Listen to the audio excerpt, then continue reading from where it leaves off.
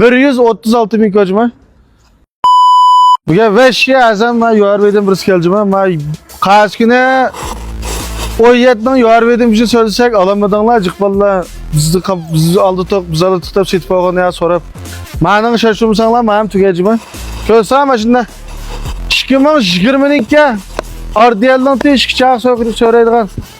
Mana avval teshik ko'rsangiz shoshancha. Xondan bir ish gaplarlar ama bu da shoshancha men marabi to'nilgan bo'ldi.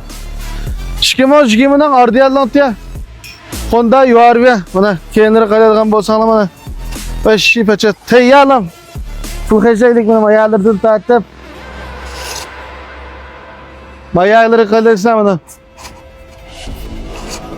Bak ko'rsana. Mayallar qaysalam tayyor pul xejaylik mana tutqushlardan tartib zada. Qiliq ixlos qilib kelman mashinaga. Va aydigan bolalar endi bo'lak mashina olamiz. İşimiz cho'ng ayda.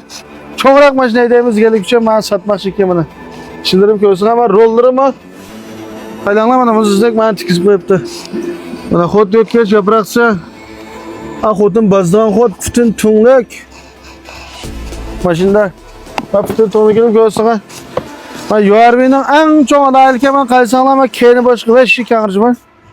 Mana qaydasizlar. Hozir mana basında emas, hayron qilsizlar. Ben maşında özel akran. Yani ben zerlik ak movajman. Veya çaplaklık ak mova. Evde bahsi keldik. 2022 yengisi 279 bin kalık hesapta züngü bense. Ardiyallıkta işki çak söylediğin. Bugünkü şu bizim maralışki bahsi 136 bin koçman. Ağın sıçın kısanlı boladı. Bahsi 136 bin koy. Ben maşık şaştırınlar. Manda yuarbe davamlı fışqa vermedi. Men mashinaning o'rni bizniki mush Maralishnaga kamil ikkinchi qo'l mashina bozorda. Bunda bo'lsa Chinjonni har qanday deb qolsangiz hep bir emas. Ash mashina bag'an ekan biz degandek chiqmay qolib qolsa butun pulni to'liq qaydijman. Bunda aslimish bozor saqlaymiz. Ham mana ko'pdan ko'p rahmat.